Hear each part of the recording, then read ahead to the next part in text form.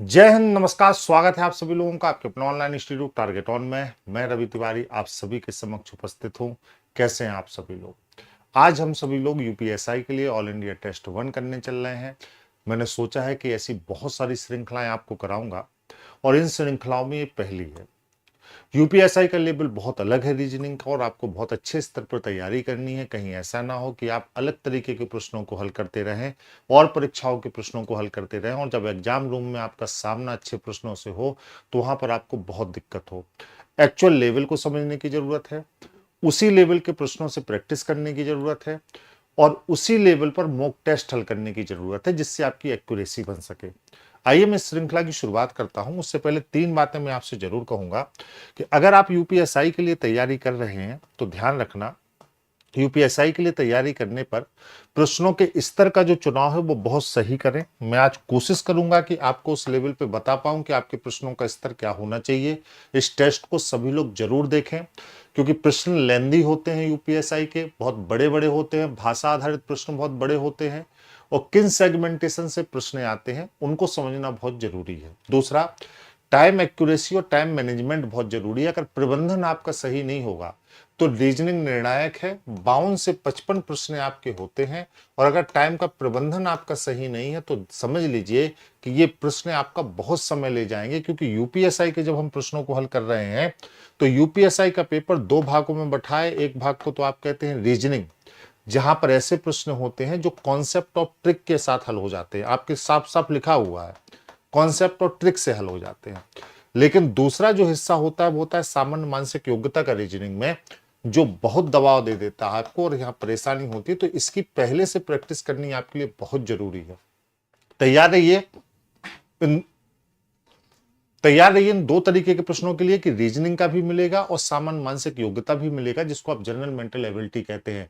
ये मानसिक अभिरुचि नहीं है। जब आप यूपीएसआई का सिलेबस देखेंगे तो आप स्पष्ट रूप से चाहेंगे कि वहां पे सामान्य मानसिक योग्यता लिखी हुई है। मतलब यहाँ के प्रश्न थोड़े से आसान होंगे लेकिन सामान्य मानसिक योग्यता का जो पोर्शन होगा वो आपका कठिन होगा।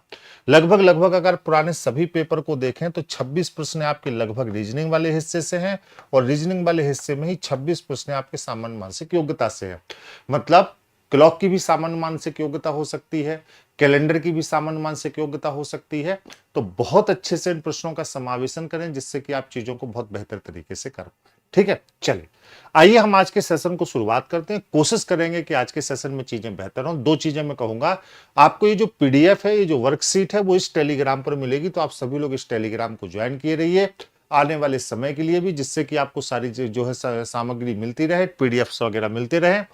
और दूसरा मैं आपसे कहूंगा कि इस व्हाट्सएप चैनल को भी आप जरूर ज्वाइन कर लीजिए जिससे कि आपको कोई दिक्कत ना हो, चीजें आपको मिल सके। ठीक है, चलिए शुरुआत करते हैं हम लोग पहले प्रश्न से। चलिए पहला प्रश्न आपका ये है, हम लोगों ने 2 दिन रखे हैं मतलब टेस्ट के लिए सप्ताह में और 4 दिन हम लोगों ने रखे हैं वन शॉट वन टॉपिक के लिए। तो आज मैं पहला टेस्ट आपको कराने चल रहा हूं।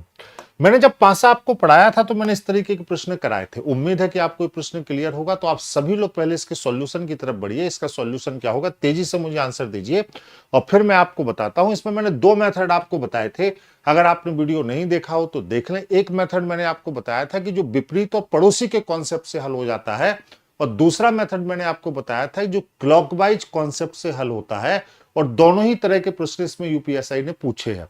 पड़ोसी वाला प्रश्न भी पूछा है और साथ ही साथ आपसे क्लॉकवाइज और एंटी क्लॉकवाइज वाला प्रश्न भी पूछा है। तो यहां पर जब हमें इस तरीके के पासों के विपरीत को निकालना होता है तो इसका जो विपरीत होता है वो ये होता है, इसका जो विपरीत होता है वो ये होता है और जो बचे हुए 2 अक्षर होते हैं वो आपस में विपरीत हो जाते हैं।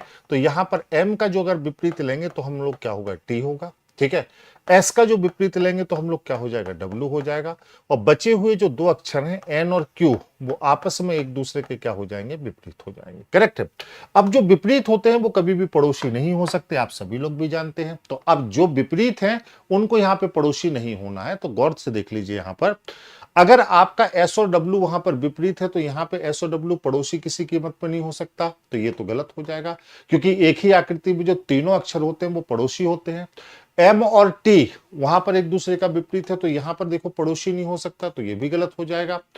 अब अगर हम लोग देखते हैं यहां पर एन और क्यू वहां पर एक दूसरे के विपरीत है और यहां पर पड़ोसी हैं, तो ये भी नहीं होगा, ये भी गलत हो जाएगा। तो उस हिसाब से आपका जो सही उत्तर होगा वो क्या होगा, सी होगा, क्योंकि एन का विपरीत यहां पर क्या होगा, क्यू, लेकिन क्यू पड़ोस में नहीं है। एम का विपरीत क्या होगा, टी, तो टी भी पड़ोस पर नहीं हो। एस का विपरीत क्या होगा, डब्ल्यू, तो डब्ल्यू पड़ोस पर नहीं है। तो ये विपरीत वाले कॉन्सेप्ट से आसानी से आपका सवाल हल हो जाएगा। तो इसका जो सही उत्तर होगा वो क्या होगा, सी हो जाएगा। करेक्ट है। चल, अब जैसे कैलेंडर की सामान्य मानसिक योग्यता कैसी होती है, जैसे आइए जैसे दूसरा प्रश्न है। अब कैलेंडर आपने बहुत सारा पढ़ा होगा, समान वर्ष वाले वर्ष पढ़े होंगे, समान महीने वाले महीने पढ़े होंगे, लेकिन सवाल जब ऐसे आते हैं कैलेंडर के तब आपको उलझा देते हैं। अब ये भी आपका कैलेंडर ही है, लेकिन इसमें दिमाग लगाने में आपका टाइम भी जाएगा और हो सकता है आप सवाल सही ना कर पाए। प्रश्न कह रहा है अगर कोई दिन 24 के बजाय 30 घंटे का हो और एक सप्ताह 7 के बजाय 12 दिन का हो, लेकिन एक वर्ष अभी भी समान घंटे का होता है, तो एक साल में कितने सप्ताह होंगे। अब अच्छे से पढ़िए इस सवाल को और पहले कोशिश करिए कि आप उत्तर दें, कोशिश करिए कि आप उत्तर दें। लिखा है, सबसे की लाइन इसकी है, लेकिन एक वर्ष अभी भी समान घंटे का हो। ठीक है, एक वर्ष अभी भी समान घंटे का हो, तो बताओ वर्ष में कितने दिन होते हैं, 365। अब घंटे के हिसाब से देखें तो 365 दिन का वर्ष है और इसमें कुल घंटों की संख्या कितनी हो जाएगी, 24 घंटे से इसको गुणा कर देंगे क्योंकि वर्ष के घंटों की संख्या समान है। तो 365 में जब हम 24 से गुणा करेंगे तो ये आएगा हमारा 8760 घंटे। तो कुल घंटे जो होंगे वो 365 दिन में के वर्ष में वो इतने होंगे। अब कैसे बदल रहा है, अगर कोई दिन 24 के बजाय 30 घंटे का हो, तो अगर टोटल घंटे 8760 है और एक दिन 30 घंटे का है तो नए दिनों की संख्या निकालनी पड़ेगी। तो नए दिनों की संख्या कैसे निकालोगे, इससे इसको काट दोगे और 3 से जब इसको काटोगे तो कितना होगा, 3 एकम 3, बोलो 3 एकम 3, 2 बचा 3 आम 27 और 3 दूनी 6। तो नए दिनों की जो संख्या आएगी वो कितनी हो जाएगी बताओ, हाँ सॉरी एक मिनट, ये 252, 292 आएगा। इसको काटोगे तो कितना आएगा, 292 आएगा, 292। तो जो नए दिनों की संख्या हो जाएगी वो कितनी हो जाएगी, 292 हो जाएगी। अब 292 नए दिन आ गए, ठीक है। अब नए सप्ताह की संख्या निकालनी है बेटा, तो अब क्या बोला है तीसरी कंडीशन में कि नए सप्ताह में कितने दिन होंगे, बोलो एक सप्ताह में कितने दिन होते हैं, 12 दिन होते हैं। तो 292 वर्ष के टोटल डेज हैं और दिनों की संख्या कितनी है, 12 है। तो 12 से जब इसको काटोगे तो कितना होगा बोलो, तो 12 से इसको जब काटोगे तो हो जाएगा कितना बताओ, 292 को 24.3 हो जाएगा ये। इसको जब काट दोगे 12 दूनी 24 तो 24.3 होगा। तो इसका जो करेक्ट आंसर आ जाएगा वो कितना आ जाएगा, 24.3। ये कैलेंडर की सामान्य मानसिक योग्यता है, ना कि कैलेंडर है, क्योंकि कैलेंडर का जो आंसर होता है, कैलेंडर की जो चीजें होती हैं वो कैलेंडर की चीजें काल्पनिक तिथियां, समान वर्ष वाले वर्ष, दिन माह वर्ष, शताब्दी से संबंधित प्रश्न।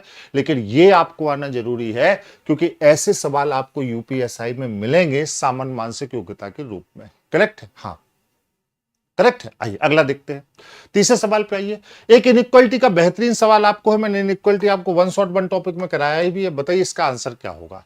एक इनइक्वालिटी का डायरेक्ट सवाल दिया गया है जिसके 2 निष्कर्ष दिए गए हैं। बताइए इन निष्कर्षों को कैसे डील करेंगे, क्या आंसर आपका होगा तीसरे सवाल का, सभी लोग बताएं, बताइए। अब यहां पर हमें जो रिलेशन चाहिए, मैंने आपको समीकरण बनाना बताया था, वो हमें यू और आर के बीच में चाहिए है, ठीक है। तो यू और आर के बीच में रिलेशन हमें कैसे मिलेगा बताओ। यहां पर एस जो है जुड़ा हुआ है किससे बताओ, यू से जुड़ा हुआ है एस, करेक्ट। तो यहां पर एस यू से जुड़ा हुआ है और हमें रिलेशन अगर इसके बीच में चाहिए तो हम कैसे, तो क्या हम इस समीकरण को ऐसे लिख सकते हैं, पी है, फिर एक कौन है, क्यू है, और फिर यहां पे कौन है बताओ, एस है, और यहां पे कौन है, आर है। तो एस बड़ा है और बराबर है आर से, मतलब हम आर को लिख के कह सकते हैं कि आर से बड़ा है बराबर है कौन है, एस है। अब एस बताओ यहां पे क्या है, यू का रिलेशन है, तो यहां पे एस बड़ा है यू से, तो वहां पे हम कर सकते हैं एस बड़ा है यू से। अगर हमने ऐसे इसको कनेक्ट कर लिया इस रिलेशन को तो दोनों कनेक्ट हो जाएंगे। अब यू और आर के बीच में जब हम रिलेशन देख रहे हैं तो ये क्या है बताओ, एक दूसरे के विपरीत है। तो जब प्रतीक विपरीत होते हैं तो निष्कर्ष सत्य होते हैं।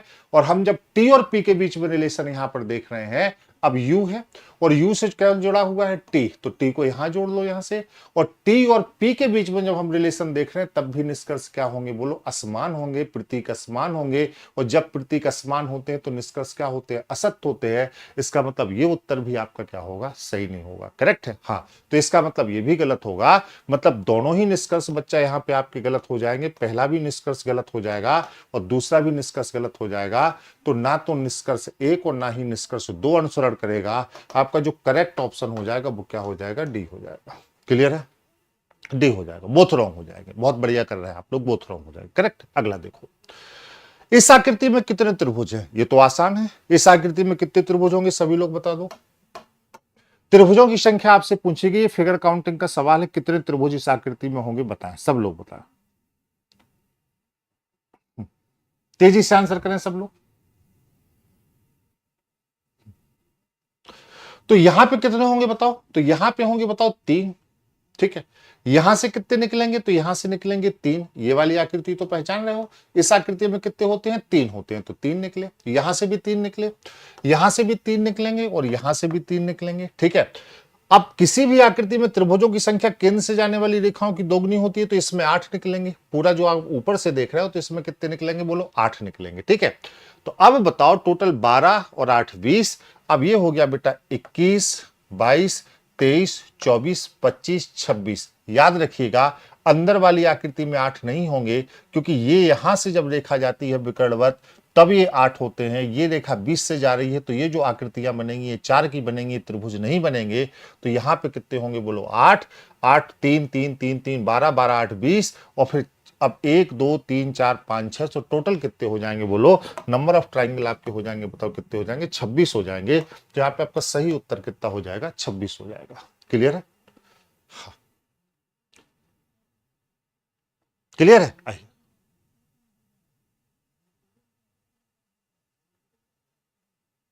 28 होगा।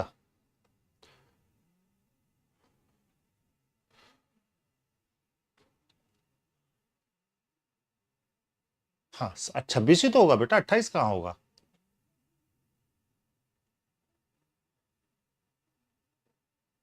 26 ही होगा ना, 28 कैसे होगा। ये 3 3 6 3 9 3 12, 12 और 8 कितने हो जाएंगे, 20 हो जाएंगे। 1 2 3 4 5 6 26 हो जाएंगे। हाँ 26 इज द करेक्ट आंसर। आइए अगला देखते हैं। गुड, चलो डायरेक्शन का बहुत बढ़िया सवाल है, बताइए। कोई बात नहीं, कभी कभी हो जाता है।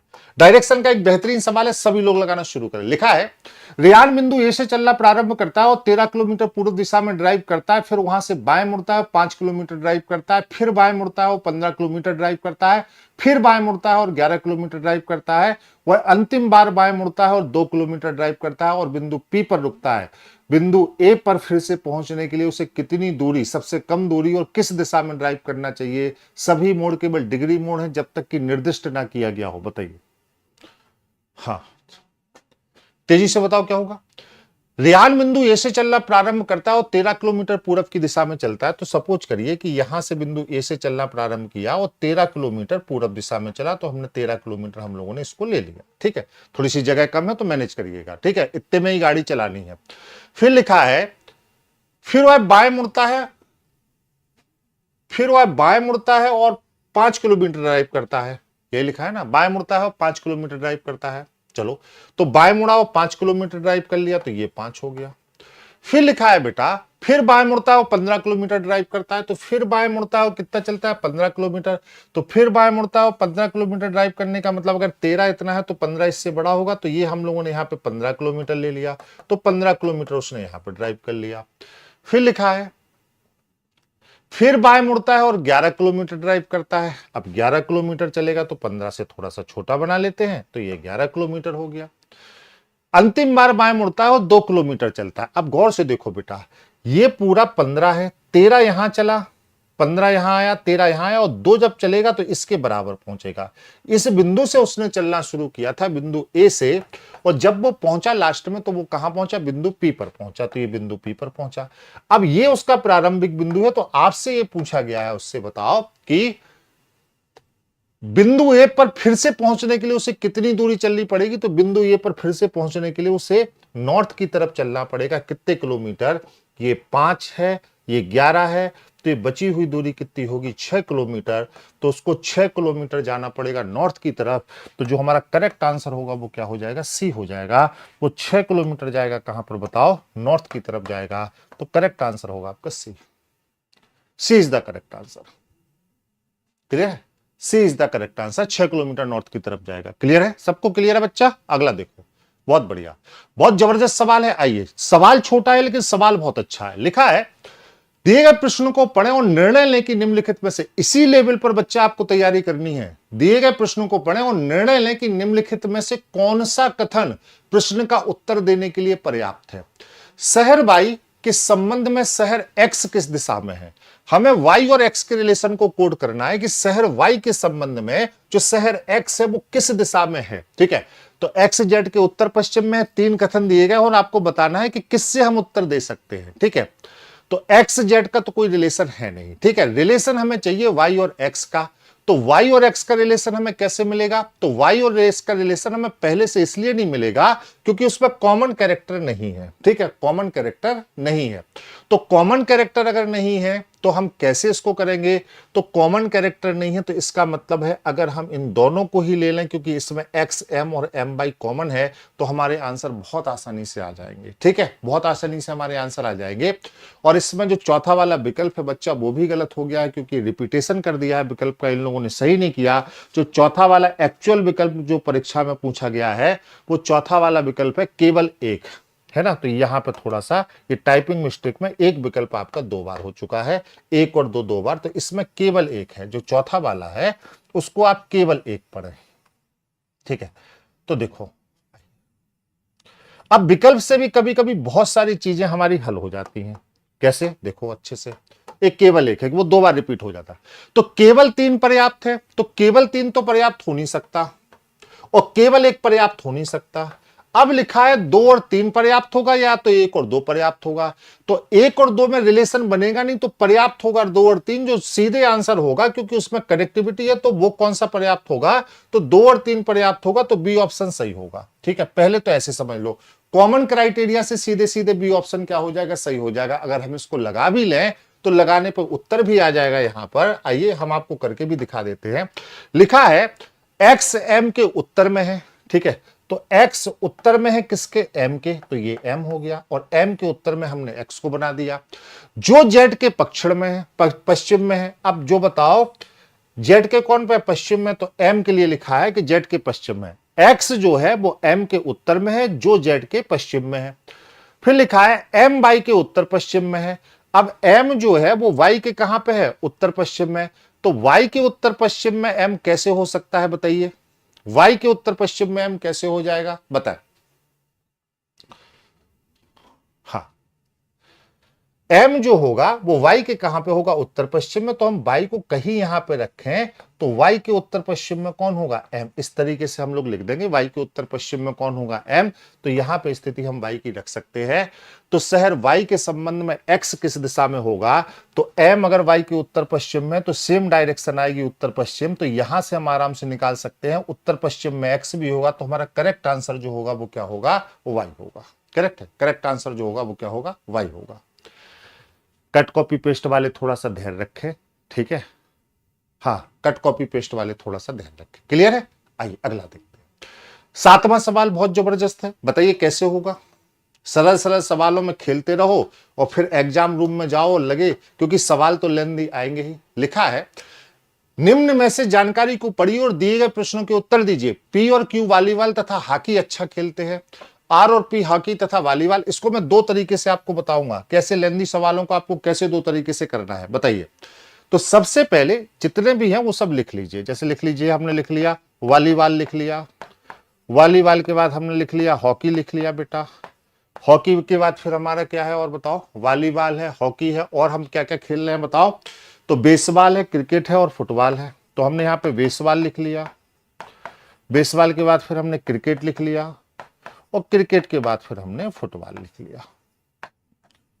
और जो लोग खेल रहे हैं हम लोगों ने उनके नाम लिख लिए। कैसे, पी लिख लिया, क्यू लिख लिया, आर लिख लिया, एस लिख लिया, टी लिख लिया और यू लिख लिया, ऐसे लिख लिया। ये 5 लोग खेल रहे हैं और जैसे हमें दिए गए हैं हम वैसे इसको क्या करते चले, टिक करते चले ऐसे। आइए अब हमें जानकारी दी गई है, फिर हम इसका सॉर्ट मेथड भी आपको बता रहे हैं। क्या लिखा है, लिखा है बेटा पी और क्यू वॉलीबॉल तथा हॉकी खेलते हैं। पी और क्यू क्या खेलते हैं, तो ये दोनों वॉलीबॉल भी खेलते हैं और हॉकी भी खेलते हैं, तो हमने टिक कर दिया। आर और पी बेसबॉल तथा हॉकी अच्छा खेलते हैं, तो बेसबॉल और हॉकी अच्छा खेलते हैं आर और पी, ठीक है। तो देखो हॉकी आर अब खेलने लगा, ठीक है, और बेसबॉल भी खेलने लगा आर, ये बेसबॉल है। और पी भी जो है आपका क्या है, पी क्या खेलने लगा, बेसबॉल खेलने लगा। और क्या खेलने लगा, हॉकी तो पी पहले से ही खेल रहा था, तो ये भी हो गया। फिर लिखा है एस और क्यू वॉलीबॉल तथा क्रिकेट अच्छा खेलते हैं, मतलब एस जो है क्या खेल रहा है, क्रिकेट अच्छा खेल रहा है, ये क्रिकेट हो गया। और क्या अच्छा खेल रहा है, बोलो वॉलीबॉल अच्छा खेल रहा है, तो ये वॉलीबॉल अच्छा खेल लिया, ठीक। आर एस और टी बेसबॉल तथा फुटबॉल अच्छा खेलते हैं, तो एस जो है बेसबॉल भी अच्छा खेल रहा है और फुटबॉल भी अच्छा खेल रहा है, ठीक है। और आर और एस और टी बेसबॉल तथा फुटबॉल अच्छा खेलते हैं, तो एस के बाद टी क्या खेल रहा है, बोलो बेसबॉल अच्छा खेल रहा है और फुटबॉल अच्छा खेल रहा है, ठीक है। और क्या लिखा है बताओ, हाँ, और आर भी खेल रहा है, तो आर क्या खेल रहा है, बेसबॉल कैले से खेलता है, फुटबॉल अच्छा खेल, एक कंफर्मेशन समाप्त। अब लिखा है इन 5 खिलाड़ियों में से कौन 4 खेल अच्छा खेलता है, तो इन 5 खिलाड़ियों में से 4 खेल अच्छा खेलने वाला जो खिलाड़ी होगा वो कौन होगा, एस होगा, क्योंकि ये चारों खेल को अच्छा खेल रहा है, तो हमारा करेक्ट आंसर जो होगा वो क्या हो जाएगा, एस हो जाएगा, ठीक है, एस हो जाएगा। क्लियर है, S is the correct answer. S चारों खेल अच्छा खेल रहा है, क्लियर हुई बात। आइए ऐसे इज द करेक्ट। अगर इसको हमें शॉर्ट में लगाना है तो हमें 4 खेल देखने हैं, तो देखो अब सीधे सवाल से देख लो क्या लिखा है, पी और क्यू वॉलीबॉल तथा हॉकी अच्छा खेलते हैं, देखो तो पी और क्यू 2 खेल खेल रहे हैं। अब लिखा है आर और पी बेसबॉल, तो आर देखो एक तो बेसबॉल खेल रहा है, ठीक है, और दूसरा क्या खेल रहा है, हॉकी खेल रहा है, ठीक है। तो आर ने एक तो बेसबॉल खेला, दूसरा क्या खेला, हॉकी खेला। फिर लिखा है हाँ पी और क्यू वॉलीबॉल तथा हॉकी खेलते हैं, आर और पी बेसबॉल तथा हॉकी खेलते हैं। एस और क्यू, अब ये एस है तो एस वॉलीबॉल भी खेल रहा है और क्रिकेट भी खेल रहा है, तो 2 खेले हो गए। और यहां पर एस फिर कॉमन हो गया, ये बेसबॉल भी खेल रहा है और फुटबॉल भी खेल रहा है, तो देखो एक तो क्या खेला वॉलीबॉल, दूसरा क्या खेला क्रिकेट, तीसरा क्या खेला बेसबॉल और चौथा क्या खेला फुटबॉल। तो 4 खेल को जो रिप्रेजेंट करेगा वो कौन करेगा, आर करेगा। तो यहां से सीधे भी उत्तर आ सकता है, बट इतने सवालों के लिए आपको प्रैक्टिस बहुत अच्छी करनी पड़ेगी, तब आंसर आपके आने लगेंगे। क्लियर, तो इसका जो करेक्ट आंसर होगा वो क्या हो जाएगा, बोलो एस होगा। एस चारों खेल बहुत अच्छे खेलेगा, ठीक है। हाँ क्लियर है, आइए अगला देखते हैं। क्लियर हुआ सबको, एक बार क्रिस्टल क्लियर लिखिए। अगला देखो, 9:57 पर घड़ी की दोनों सुइयों के बाद कोण कितने डिग्री का होगा। अब इसको जैसे आप लोग गटक के खा जाएंगे, इस तरीके का प्रश्न मिलेगा तो आपको जैसे लगता है ना अब हम इसको गटक के खा जाएंगे सर, इसको जीने नहीं देंगे हम, क्योंकि ये सब सस्ते प्रश्न हैं, ये मार्केट में सबको आते हैं। 9:17 का कोण आ गया तो हमें कॉन्फिडेंस आ गया कि अब हमें रीजनिंग आती है, तो 9:17 का कोण दुनिया में सब निकाल लेंगे, आप भी निकाल लेंगे, लेकिन ऐसे सवाल आएंगे नहीं, ठीक है। अगला देखो, तो क्या कहोगे, 9 इंटू 30, क्योंकि क्या होता है आवर्स इंटू 30 प्लस मिनट्स का आधा, डिफरेंस 6 इंटू मिनट्स, और इसी को हम क्या कहते हैं बताओ, बीच का कोण कहते हैं। तो ये कितना हो जाएगा, अब 17 का आधा कितना हो जाएगा, 8.5 हो जाएगा, और डिफरेंस हो जाएगा 70 मल्टीप्लाई बाई बताओ कितना, 6 है ना, तो ये हो जाएगा 278.5, और ये हो जाएगा 102, और 278.5 में से 102 घटाओगे तो ये आएगा बताओ कितना, हाँ 176.5, जो कि कोई भी विकल्प में नहीं है, 15 डिग्री। इसके लिए हमारा उत्तर हो जाएगा डी, इनमें से कोई नहीं, इनमें से कोई नहीं। कुछ लोग बी कर रहे हैं, हाँ कुछ लोग बी कर रहे हैं, 172 में ही खुश हैं, कुछ लोग बी कर भी दिए 172 में ही खुश हैं, क्योंकि उन्होंने कैलकुलेशन को करना उचित नहीं समझा, तो वो 172 में ही खुश हो गए। क्लियर है, आइए D is the correct answer. अगला देखें, अगला है, यदि निश्चित कूट भाषा में लैपटॉप को यह लिखा जाता है तो कोल्ड को यह लिखा जाता है, तो उसमें हाँ स्केच पेन को हम क्या लिखेंगे। ऐसे सवालों को इमीडिएट चेक किया करिए, प्लेस वैल्यू अगर आपको याद हो तो ऐसे सवालों को खट से चेक किया करिए। उम्मीद करूंगा कि ये सवाल सभी को आना चाहिए। बताइए, हाँ बताइए। एल को लिखा गया है जे, तो एल की प्लेस वैल्यू कितनी होती है 12, तेजी से आप लोग भी करें। एल की प्लेस वैल्यू बच्चा होती है 12, तो एल को क्या लिखा गया है, बोलो जे लिखा गया है। तो एल की प्लेस वैल्यू 12 है, ठीक है, और जे की प्लेस वैल्यू क्या है, 10 है, -2 दिख रहा है। ए की प्लेस वैल्यू 1 है और बाई 25 है, -2 है। पी की प्लेस वैल्यू 16 है, एन की 14 है, -2 है। टी की प्लेस वैल्यू 20 है, आर की 18, सब में -2 है। तो अब सबसे पहले अगर स्केच को लिखना है तो सीधे पहले और अंतिम लेटर को चेक करो। एस की प्लेस वैल्यू 19 है, 19 में से 2 जाएगा, कितना बचेगा, 17, तो 17 क्यू होगा। अब क्यू का मतलब 2 ऑप्शन एलिमिनेट हो गए। अब बताओ सबसे लास्ट क्या है, बोलो एन है। एन की प्लेस वैल्यू कितनी होती है, 14, 14 -2 कितना होगा, बोलो, तो ये होगा 12, और 12 क्या होता है, बोलो एल होता है। तो अंतिम अक्षर जो होगा एल होगा।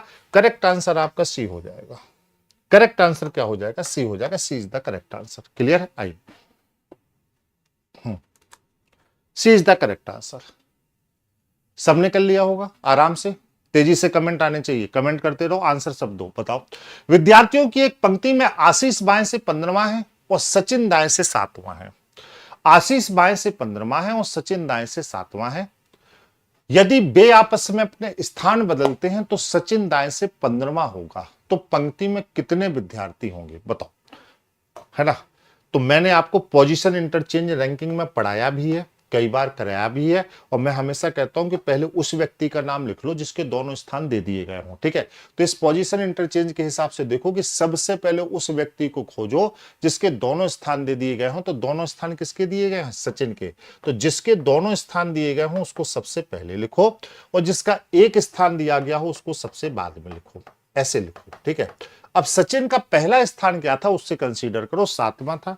तो जब सचिन का स्थान 7वां था तो आशीष का स्थान कौन सा था, 15वां था। करेक्ट बात है। फिर जो आप जब बेआयदी भी आपस में स्थान बदलते हैं तो सचिन अब दाएं से कौन से स्थान पर हो जाता है, 15वां पर हो जाता है, ठीक है। तो हमेशा लेफ्ट से राइट की ओर चलना है, खूब समझाया है। तो आपके पास 7 रुपए थे, 15 रुपए हो गए, कितने का अंतर हुआ, तो आपने कहा सर 8 बढ़े। तो जितने ऊपर बढ़ेंगे उतने ही नीचे बढ़ेंगे, तो नीचे भी आपको कितना बढ़ाना पड़ेगा, 8 बढ़ाना पड़ेगा। तो ये कितना हो जाएगा, 23। तो अगर आपसे पूछा जाता नया स्थान किसका, तो नए स्थान का उत्तर तो ये होता। अगर आपसे पूछा जाता कि आशीष का नया स्थान कितना होगा, तो वो होगा 23 हो जाएगा, अगर नया स्थान पूछा जाता। अब ये डायगोनल रिलेशन है, विकर्ण संबंध है, तो दोनों विकर्णों का योगफल बराबर होना चाहिए। तो यहां पर जब हम देखेंगे तो दोनों विकर्णों का योगफल कितना हो गया, बराबर। तो 23 और 7 कितना हो गया, 30, और 15 और 15 कितना हो गया, 30। अगर ये दोनों 30 हो गए तो कुल संख्या का मतलब होता है किसी एक विकर्ण का योगफल -1। तो हम कह देते हैं 23 + 7 - 1, तो बराबर कितना हो जाएगा, 29 हो जाएगा। तो जो करेक्ट आंसर हमारा होगा वो कितना हो जाएगा, 29। उम्मीद है कि आप लोगों ने भी निकाल लिया होगा। तो इसका जो सही उत्तर होगा वो क्या होगा, 29 हो जाएगा, 29 हो जाएगा। क्लियर है, 29 इज द करेक्ट आंसर। आइए अगला देखते हैं। यह बहुत जबरदस्त सवाल है ना, बहुत शानदार सवाल है। अगर आप कर पाए तो मजा आ जाए, ठीक है। ऐसे सवालों के लिए तैयार रहिएगा क्योंकि ये सवाल पूछा गया है आपका, ठीक है। वीडियो री एग्जाम और यूपीएसआई जो है वो एक दूसरे के पैरेलल एग्जाम है, और ये सवाल सीसेट में भी पूछा गया है, मतलब आपका, और जो है वीडियो री एग्जाम में भी पूछा गया है। तो आप सभी लोगों को भी इस लेवल के लिए तैयार रहना है, ठीक है। बेहतरीन सवाल है। आप बताइए, एक समतल में, और ये रीजनिंग का सवाल है, एक समतल में रेखा x रेखा y के अनुलंब है और रेखा z के समांतर है। कोशिश करिए आप पहले, और फिर एक कथन आपको बताना है कौन सा सही है। बहुत बढ़िया सवाल है, हाँ करिए, सभी लोग करिएगा। लिखा है एक समतल में रेखा x जो है वो रेखा y के अनुलंब है, ठीक है। आइए पहले कोई आंसर देख सके तो बताओ। लिखा है एक समतल में रेखा x रेखा y के अनुलंब है। क्या शानदार सवाल है। चलो, अनुलंब का मतलब होता है लंब के रूप में। तो हमने कहा ये मान लो रेखा y है, और रेखा y पे जो अनुलंब है वो कौन है, x है। तो हमने माना ये रेखा y है और इस पर अनुलंब हो गया बेटा x हो गया। फिर अगले लाइन में लिख रहा है और रेखा z के समांतर है। रेखा x के बारे में लिखा है कि ये y के अनुलंब है और z के समांतर है। तो z के समांतर है तो हमने यहां पे z को लिख दिया। तो y के अनुलंब हो गया, z के समांतर हो गया, तो z भी क्या हो गया, y पे अनुलंब हो गया। अब लिखा है रेखा u, रेखा v और रेखा w दोनों के अनुलंब है, और रेखा x रेखा v के अनुलंब है, रेखा x रेखा v के अनुलंब है, तो रेखा x जो है वो रेखा v के अनुलंब तभी हो सकती है जब रेखा v यहां पर हो, तो रेखा v को हमने यहां पे कर दिया। फिर लिखा है रेखा u रेखा v और रेखा w दोनों के अनुलंब है। वाह, रेखा v और w दोनों के अनुलंब रेखा u तभी हो सकती है जब रेखा u को हम यहां रखें और रेखा यहां पे कौन सी हो बताओ आपकी, ये हो आपकी रेखा w। तो रेखा w जो होगी, रेखा u जो होगी वो w और v दोनों की क्या हो जाएगी, अनुलंब हो जाएगी। अब आपको यहां से एक निष्कर्ष खोजना था रीजनिंग का, वो निष्कर्ष आपका कौन सा होगा, z u और w के समांतर है। z u और w के समांतर कभी नहीं हो सकती, तो ये वाला तो गलत हो जाएगा। दूसरा है x जो है वो v और y के समांतर है, x जो है वो v और y के समांतर नहीं हो सकती। z जो है वो v और u सभी के अनुलंब है, z v और u के अनुलंब नहीं हो सकती। y v और w समांतर है, y v और w तीनों समांतर हैं, तो करेक्ट जो निष्कर्ष निकलेगा वो कौन सा निकलेगा बच्चा, डी निकलेगा। क्या निकलेगा, डी निकलेगा। D is the correct answer. आई, इज दैट क्लियर? सी नहीं होगा, डी होगा, गौर से चेक कर लो। D is the correct answer, D is the correct answer.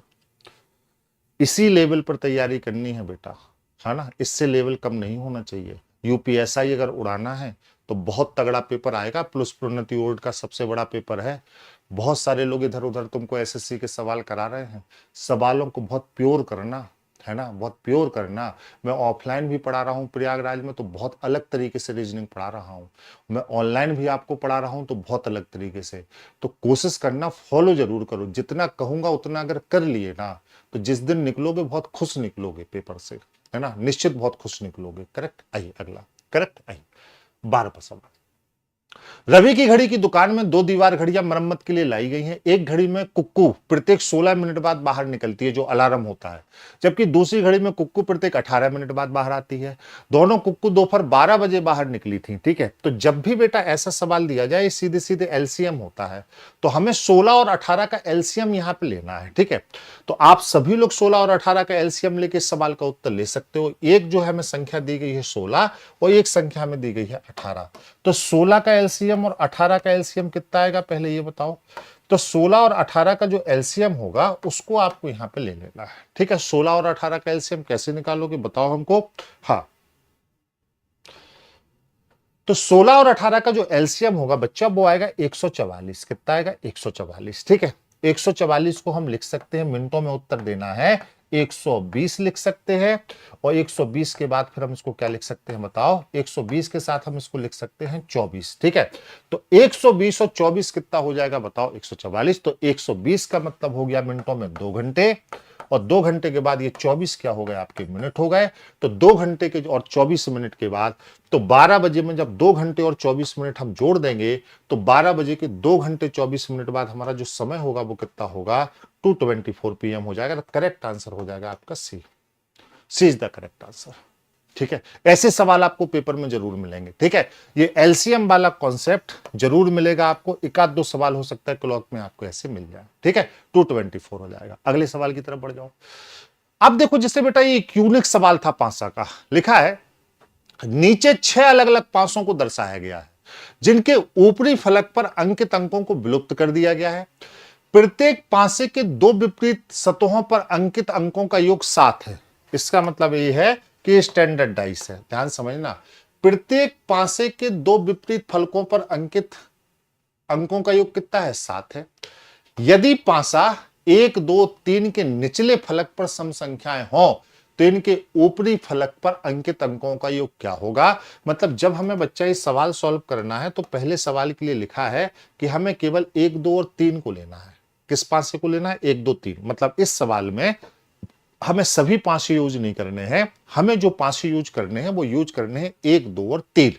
अब 3 पांसे यूज करने हैं, लिखा क्या है बताओ, 1 से लेकर 6 तक लिखा है प्रत्येक पांसे के 2 विपरीत सतह पर लिखित अंकों का योग 7 है। यदि पांसा 1, 2 और 3 के निचले फलक पर सम संख्याएं हो, तो निचले फलक पर सम संख्याएं तो ऊपरी फलक पर। अब बताओ 1 से लेकर 6 तक की गिनती में सम संख्याएं होती कितनी है। जैसे अगर हम यहां पर करने चलें तो 5 का विपरीत क्या होगा, 2, और 6 का विपरीत क्या होगा 1। अब विपरीत तो पड़ोस में आ नहीं सकते, तो 6 तो यूज ही हो चुका है, और 5 का विपरीत 2 होगा तो 2 आ नहीं सकता। हमें कौन सी संख्याएं लिखनी है, निचले फलक पर सम संख्याएं हो तो ऊपरी फलक पर अंकित अंकों का योग क्या होगा। तो भैया 5 हो चुका है, 1 हो चुका है, और निचले फलक पर सम संख्या है, तो 5 और 1 अगर हो चुका है तो ऊपरी फलक पर कितना बचेगा, बोलो 3 बचेगा, क्योंकि 3 ही विषम संख्याएं होती हैं, है ना। निचले फलक पर सम संख्याएं हैं तो ऊपरी फलक पर अब क्या आएगा, 3 आएगा। अब देखो 3 और 5 यहां पर यूज हो चुका है, जैसे 5 का विपरीत कितना होगा 2, और 3 का विपरीत कितना होगा 4। अब 6 तो आ नहीं सकता, तो बचा कितना 1, तो यहां पे क्या आएगा 1 आएगा। अब बताओ 6 का विपरीत कितना होगा, तो आप कहोगे 1 यूज हो चुका है, और 2 का विपरीत कितना होगा, तो आप कहोगे 5 यूज हो चुका है। अब 1 और 5 तो आ नहीं सकता, तो पड़ोस में जो आएगा वो क्या आएगा, बोलो 3 आएगा, तो यहां पे क्या आएगा 3। तो तीनों ही ऊपरी फलक पर अंकित अंकों का योग कितना हो जाएगा 7 हो जाएगा। तो हमारा करेक्ट आंसर क्या हो जाएगा 7 हो जाएगा। विषम संख्याएं पूछी हैं, सम नहीं पूछी हैं, विषम संख्याएं पूछी हैं, तो करेक्ट आंसर जो हमारा क्या होगा बताओ 7 हो जाएगा। हाँ ऊपर पूछा है, ऊपर ऊपर पूछा है, नीचे नहीं पूछा है, ऊपर पूछा है, तो करेक्ट आंसर हमारा क्या हो जाएगा 7 हो जाएगा। क्लियर है, सब लोग देख लो। अब बेटा इसी का एक और सवाल है, अच्छा एक ही सवाल इसका लिया है, ठीक है, एक और इसका, इसके 2 सवाल पूछे गए थे, तो एक सवाल इसका ले लिया गया है, दूसरा ले लिया है, तो करेक्ट आंसर कितना हो जाएगा 7 हो जाएगा। अगला है निम्नलिखित संख्या श्रृंखला में प्रश्न चिन्ह के स्थान पर कौन सी संख्या आएगी। इसको आप लोग गटक के खा जाएंगे तुरंत, क्योंकि ये आसान होता है। ये सवाल आपको सब करवाते हैं, तो ये आपको बिल्कुल आसानी से आते हैं, है ना। 7, 22, 52, 112, 7, 22, 52, 112 लिखा है, लिखा है 7, 22, 52, 112। यहां पे क्वेश्चन मार्क बताओ, तो ये तो सबको कर लेना चाहिए बेटा। सम का योग नहीं पूछा है बेटा, विषम का योग पूछा है। गौर से देखो, लिखा है निचले फलक पर सम संख्याएं हों, तो सम संख्याएं तो निचले फलक पर हैं, तो ऊपरी पे विषम ही तो बचेंगी, सम संख्याएं नहीं पूछा है।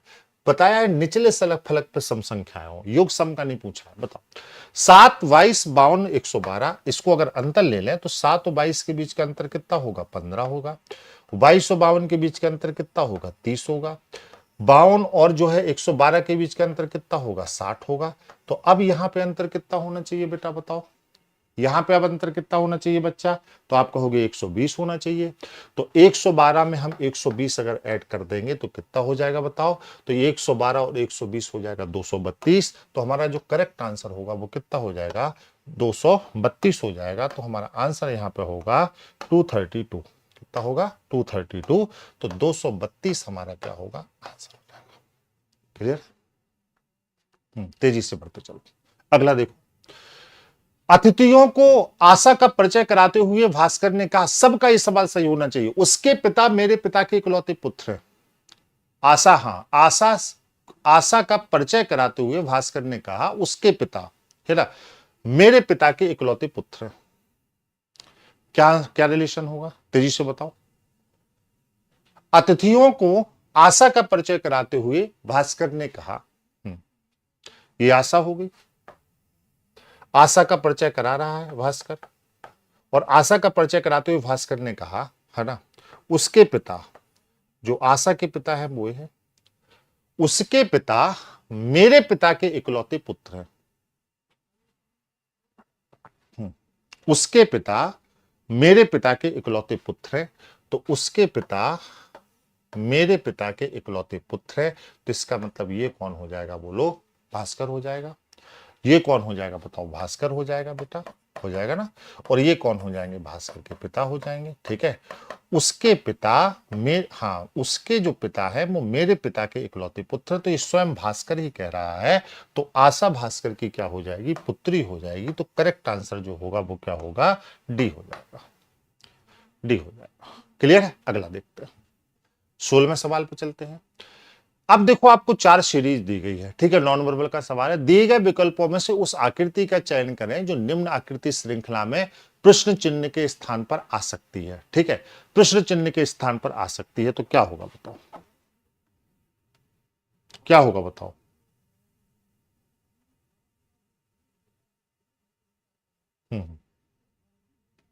जल्दी से बताओ आंसर क्या होगा।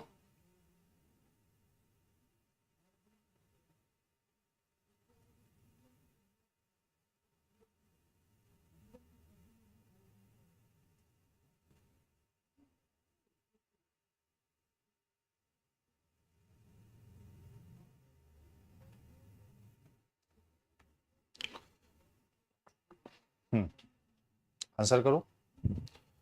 ठीक है, अब देखो, ऐसे जब सीरीज हम पढ़ते हैं तो मैंने आपको दो रिलेशन बनाए थे। मैंने कहा था 1 और 3 अगर आपस में रिलेशन बनाते हैं तो 2 और 5 आपस में रिलेशन बनाते हैं। एक तो ये याद रखिएगा जब सीरीज का सवाल हो। और अगर 1, 3 और 5 आपस में रिलेशन बनाते हैं तो आकृति में 2, 4 और 6 आपस में रिलेशन बनाते हैं।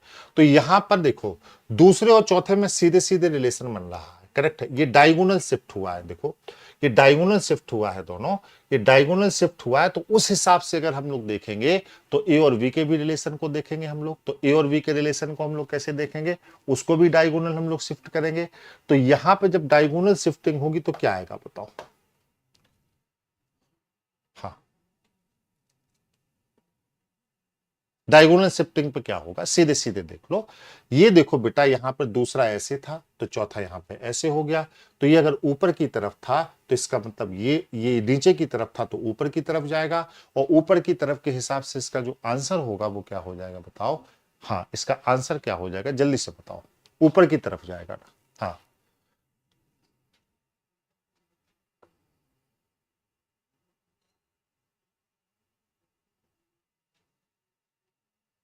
हाँ, क्या होगा, बी होगा। डी तो थोड़ा सा ब्लर आ रहा है, उसकी आकृति क्लियर नहीं है, ठीक है।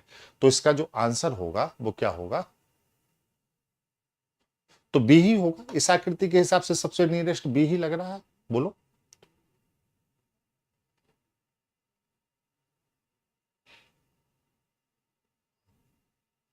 ये देखो, इसके अल्फाबेट बदल गए ना।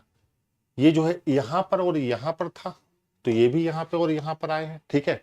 तो उसके अल्फाबेट अगर ऐसे है ना, तो इसके अल्फाबेट अगर यहां पर और यहां पर हैं तो इसके अल्फाबेट की भी शिफ्टिंग यहां पर और यहां पर होगी, है ना। तो इसके हिसाब से क्या होगा, ये हो जाएगा। क्लियर।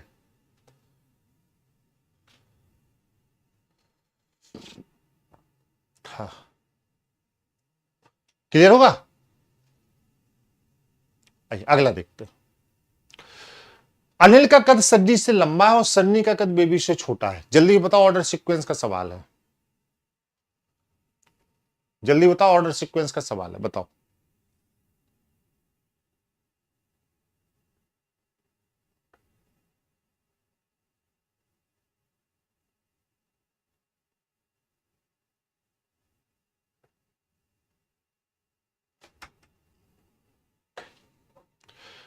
एक सेकंड पीछे फिर से देखो एक बार।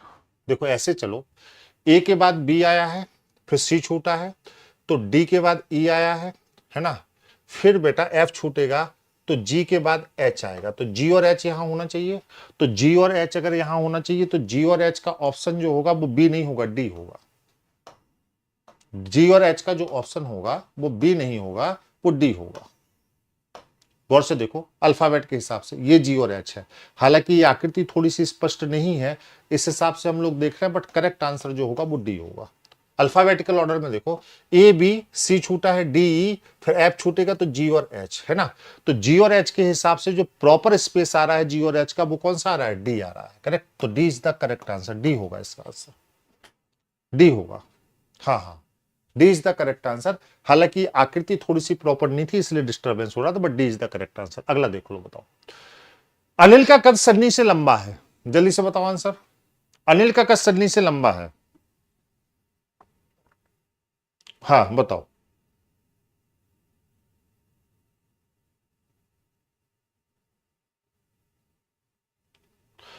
अनिल का कद सन्नी से लंबा है।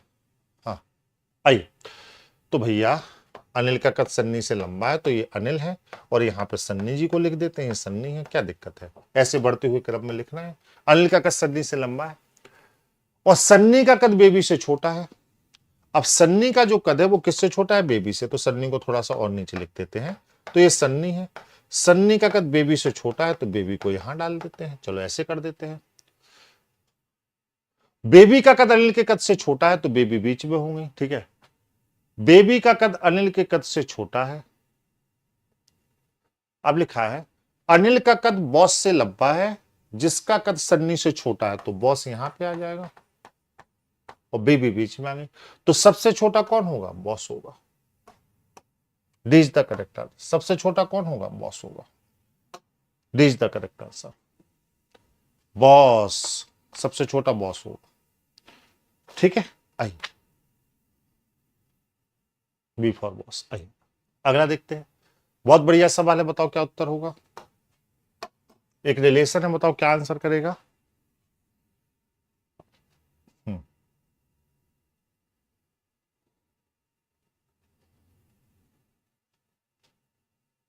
क्या आंसर करेगा बताओ। 3 × 3 अगर 9 हो जाएगा, और प्लस अगर हम 5 × 6 कर दें तो ये हो जाएगा, यहां से कितना निकलेगा? 30, और यहां से कितना निकलेगा? 9, और 30 और 9 को अगर हम ऐड कर देते हैं तो कितना हो जाएगा? 39 हो जाएगा। करेक्ट है, सेम आंसर आ जाएगा, ठीक है। अब यहां पे ले लेते हैं डायगोनल, तो क्या हो जाएगा बोलो? 5 × 5 प्लस 3 × 4, तो ये कितना होगा बोलो? 25 हो जाएगा। और फिर कितना होगा? 12, और 25 और 12 को जोड़ दोगे तो यहां पे कितना हो जाएगा? 37 इज द करेक्ट आंसर। इसी रिलेशन से 37 आ जाएगा। तो हमारा जो सही उत्तर होगा वो क्या होगा? 37 होगा।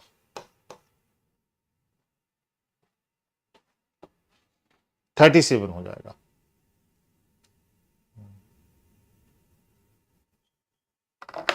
क्लियर है? आइए अगला देखो, 19वां। इकोनॉमिस्ट लिखा है और उसका दर्पण प्रतिबिंब आपको बताना है। बताओ इकोनॉमिस्ट का, तो सबसे बाद का सबसे पहले शिफ्ट होता है और सबसे पहले का सबसे बाद में शिफ्ट होता है, ये तो आप जान ही रहे हैं, है ना। और लेफ्ट और राइट के जो परिवर्तन होते हैं, हाँ, लेफ्ट और राइट के जो परिवर्तन होते हैं वो एक समान होते हैं, ठीक है। तो लास्ट में क्या होना चाहिए? हाँ, लास्ट में होना चाहिए ई और सी। अरे ये तो बड़ा गोलमाल है। लास्ट में ई और सी होना चाहिए, तो ये ई और ओ है, ये गलत हो जाएगा। ये ई और ओ है, ये गलत हो जाएगा। ये ई और ओ है, ये गलत हो जाएगा। तो करेक्ट आंसर क्या हो जाएगा? सी हो जाएगा। C is the correct answer. गौर से देखो, C is the correct answer. सभी लोग उत्तर करें।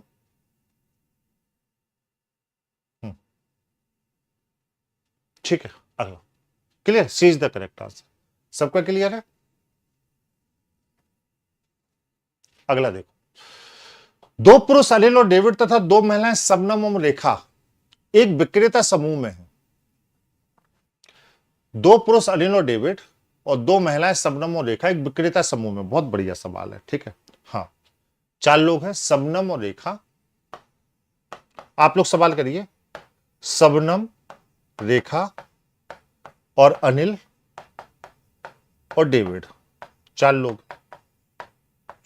फिर लिखा है जिनमें केवल 2 तमिल भाषी हैं तथा अन्य 2 मराठी भाषी हैं, मतलब 2 तमिल बोलते हैं और 2 मराठी बोलते हैं। इनमें से केवल एक पुरुष और एक महिला कार चला सकते हैं। शबनम मराठी भाषी है तथा अनिल तमिल भाषी है। शबनम मराठी भाषी है और अनिल क्या है? तमिल भाषी है। तो शबनम क्या बोलती है? शबनम बोलती है मराठी, और अनिल क्या बोलता है? अनिल बोलता है तमिल। ठीक है, फिर क्या लिखा है यहां पे? जिनमें से 2 तमिल भाषी हैं, तो एक तमिल भाषी तो अनिल हो गया, एक और होगा कोई, और एक मराठी शबनम होगी और एक और होगा कोई, ठीक है। केवल एक पुरुष और एक महिला कार चला सकते हैं। शबनम मराठी भाषी है तथा अनिल तमिल भाषी। रेखा और डेविड दोनों कार चला सकते हैं। इसका मतलब है यहां पर रेखा कार चला सकती है और यहां पर डेविड कार चला सकता है। अब इतनी ही जानकारी से एक उत्तर हमें कंफर्म करना है। कैसे करेंगे बताओ? निष्कर्ष कंफर्म करना है, बताओ। दोनों तमिल भाषी कार चला सकते हैं? संभव ही नहीं है, क्योंकि एक तमिल भाषी ये है, एक ही रह गया है, तो निश्चित जो कार चलाने वाला होगा वो एक मराठी होगा, एक तमिल भाषी होगा। इसका मतलब जो पहला होगा वो क्या हो जाएगा? गलत हो जाएगा। दोनों मराठी भाषी कार चला सकते हैं, ये भी गलत हो जाएगा। दोनों कार चलाने वाले मराठी भाषी हैं, ये भी गलत हो जाएगा। कार चलाने वालों में से एक तमिल भाषी होगा, चौथा जो विकल्प होगा वो क्या होगा? सही होगा। जो भी कार चलाने वाले हैं उन कार चलाने वालों में से एक क्या होगा? तमिल भाषी होगा। तो जो करेक्ट आंसर होगा वो हमारा करेक्ट आंसर कौन सा होगा? डी होगा। D is the right answer. D होगा। D is the right answer. Clear है?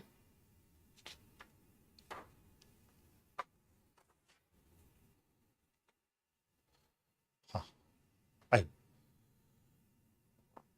ठीक है, अभी देखते हैं। करेक्ट है।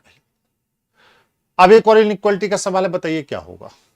कथन D R is greater than D, P is greater than और इक्वल टू आर, और फिर लिखा है के पी एल। हाँ ठीक है, निष्कर्ष चाहिए एल और आर के बीच में आपको। ठीक है, एल और आर के बीच में निष्कर्ष चाहिए तो बहुत आराम से आ जाएगा यहां पर, क्योंकि पी से बेसिकली क्या जुड़ा हुआ है, एल जुड़ा हुआ है। तो इसी को अगर हम ऐसे बदल देंगे, यहां पर देखो क्या लिखा है डी, अब डी यहां पर क्या लिखा है आर, और यहां पे क्या लिखा है बोलो पी। अब पी से जुड़ा हुआ है यहां पे एल है, तो पी छोटा है किससे बोलो, एल से। ठीक है, अब पहला हमारा एल और आर के बीच में रिलेशन लेना है, तो एल और आर के बीच में जब हम पहला रिलेशन लेंगे तो एल बड़ा तो हो सकता है आर से, लेकिन बड़ा और बराबर नहीं हो सकता, इसलिए पहला गलत हो जाएगा।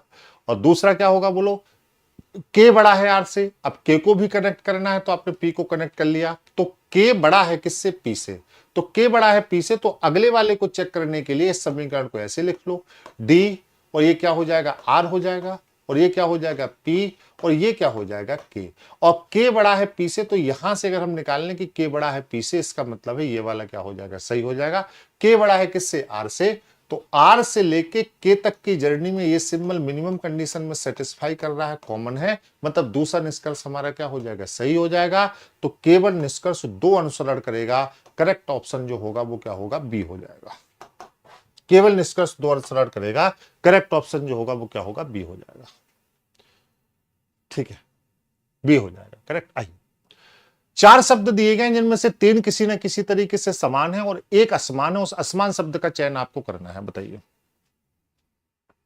उस असमान शब्द का चयन आपको करना है, बताएं।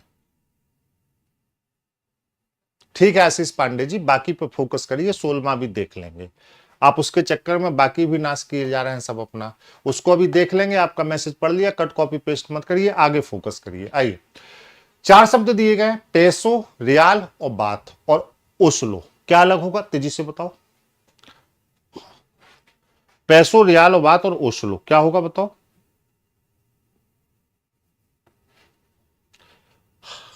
हाँ, ये तीनों जो है बच्चा, इन तीनों को अगर हम देखें तो ये तीनों किसी न किसी देश की मुद्राओं के नाम है, और ओस्लो जो है ये राजधानी है। ठीक है, राजधानी है ओस्लो, और ये राजधानी कहां की राजधानी है, तो ये नॉर्वे की राजधानी है ओस्लो। कहां की राजधानी है, नॉर्वे की राजधानी। तो करेक्ट आंसर जो होगा वो क्या होगा, डी होगा।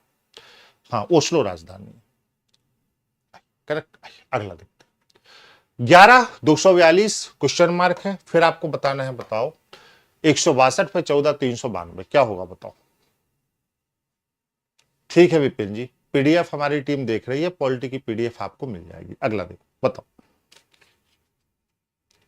11,242 क्वेश्चन मार्क है, बताओ क्या होगा इसका आंसर। 11 से 242 कैसे बनाया जा सकता है, सोचो। 11 का स्क्वायर कितना होता है, तो 11 का स्क्वायर अगर हम करें तो कितना होगा बोलो, 121 हो जाएगा। तो 121 अगर 11 का स्क्वायर हो जाएगा तो इसमें हम 2 का गुणा कर देंगे तो 242 हो जाएगा। तो करेक्ट आंसर यहाँ पे 242 हो जाएगा। ठीक है, चलो अब हम 14 का स्क्वायर देख लें, और 14 को स्क्वायर में 2 का गुणा कर दे तो 392 आ जाएगा, ये भी करेक्ट है। तो हम क्वेश्चन मार्क पे कितने का स्क्वायर करें, तो हम 9 का स्क्वायर बेटा अगर करते हैं 81, और 81 में अगर हम 2 का गुणा करते हैं तो हमें 162 मिल जाता है। तो यहाँ पे हम क्वेश्चन मार्क की जगह 9 रख सकते हैं। तो करेक्ट आंसर हमारा क्या हो जाएगा, यहाँ पे 9 हो जाएगा। 9 is the correct answer. Clear है, 9 इज द करेक्ट आंसर। हाँ, तेजी से ऐसे आंसर करते रहे, 9 is the correct answer. Clear. अगला देखते हैं,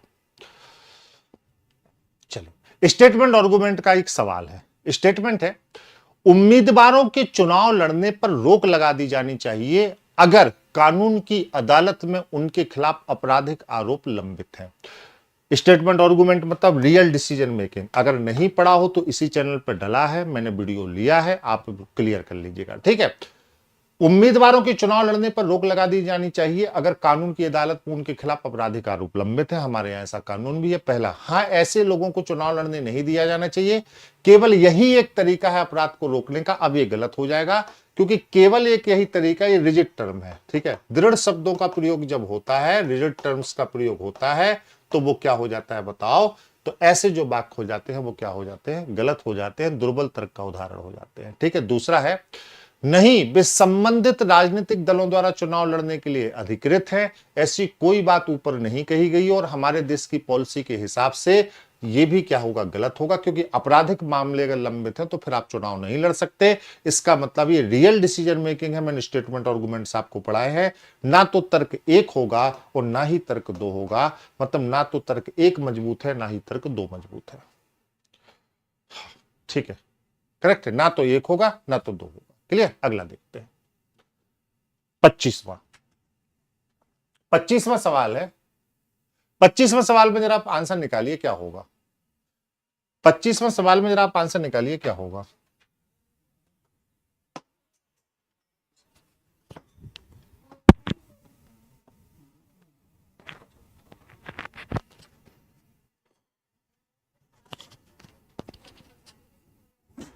पच्चीसवां सवाल क्या होगा बताइए जरा सा।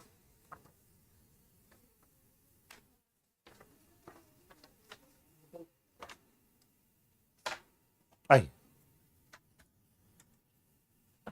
बताइए, नीचे दी गई आकृति में कितने त्रिभुज तथा वर्ग हैं? नीचे दी गई आकृति में कितने त्रिभुज तथा वर्ग हैं, क्या होगा बताओ।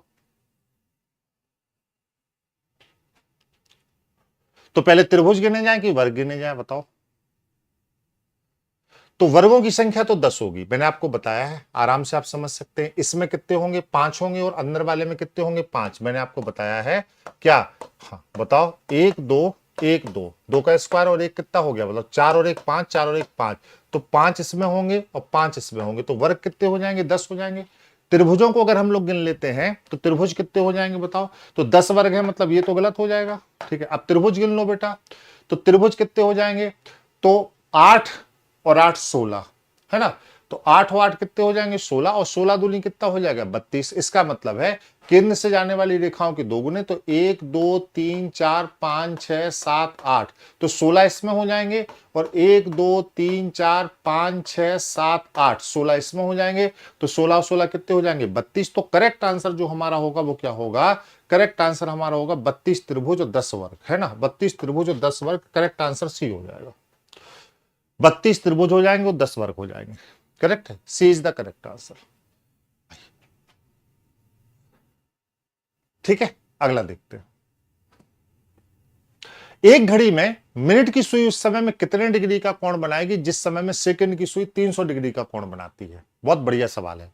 एक घड़ी में मिनट की सुई कितने डिग्री का कोण बनाएगी जितने समय में सेकंड की सुई 300 डिग्री का कोण बनाती है? यह सवाल सभी को करना चाहिए, बताओ।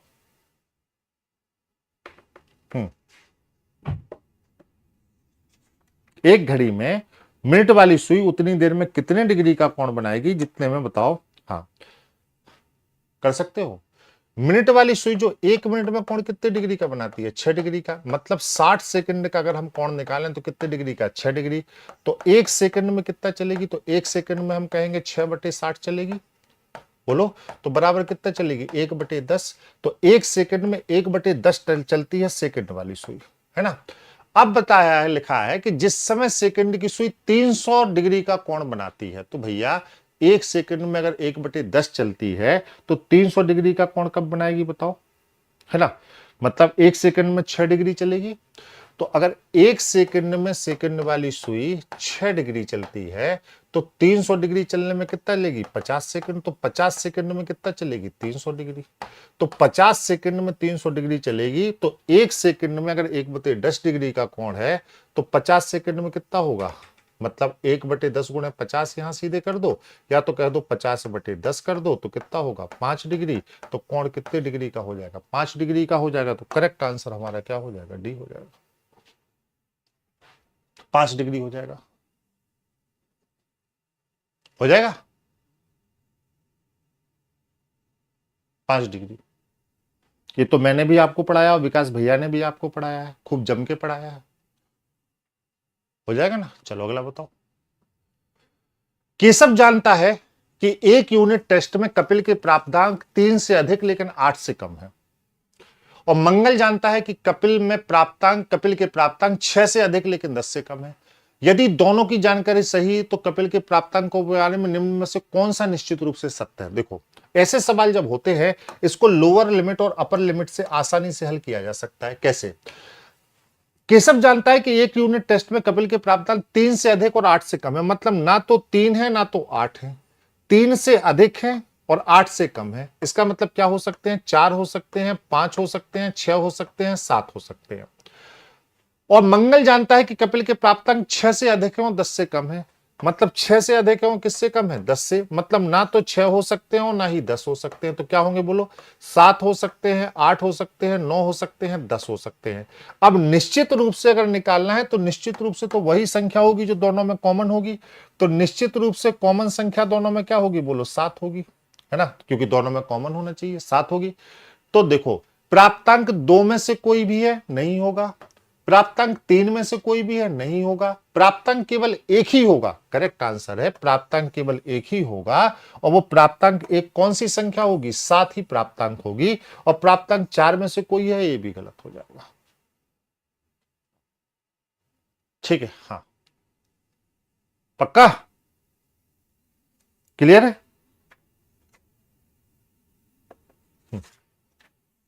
बताओ।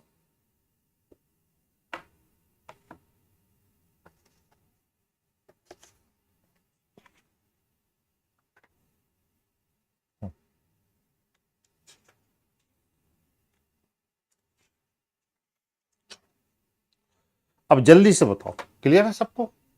समझ में आ गया सवाल? अगला बताओ। अब ये आकृति आपको देखनी है कि ये आकृति भी किस में मिलेगी आपको।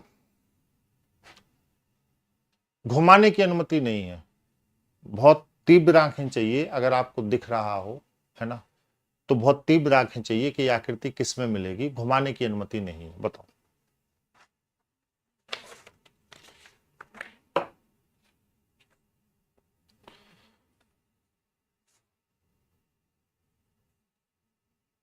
क्या होगा बताओ?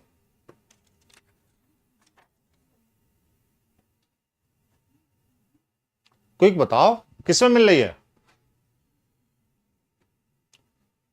ऊपर से एक ट्राइंगल हो,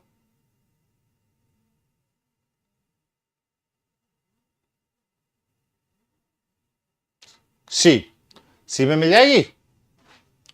सभी लोग बताओ।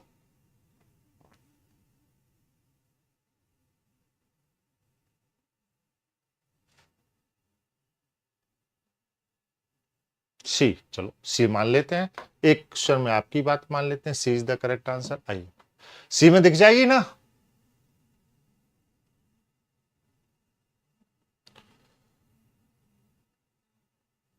देखो, सी में जो लोग देख रहे हैं उन्होंने ऐसे देखा है बेटा, जहां तक मैं समझ पा रहा हूं, ऐसे, ए सॉरी, इसको हटाते हैं पहले। सी में जो बच्चे देख रहे हैं उन्होंने ऐसे देखा। थोड़ा सा मैं बना देता हूं क्लियर तो। एक, दो, एक तो आपने ट्राइंगल को ऐसे देखा है, फिर ऊपर की रेखा को आप ऐसे ले गए हैं, फिर आपने एक को यहां से देखा है और बेटा दूसरे को आपने यहां से देखा है। करेक्ट आंसर आपका सी होगा। सी इज द करेक्ट आंसर। ठीक है, हाँ।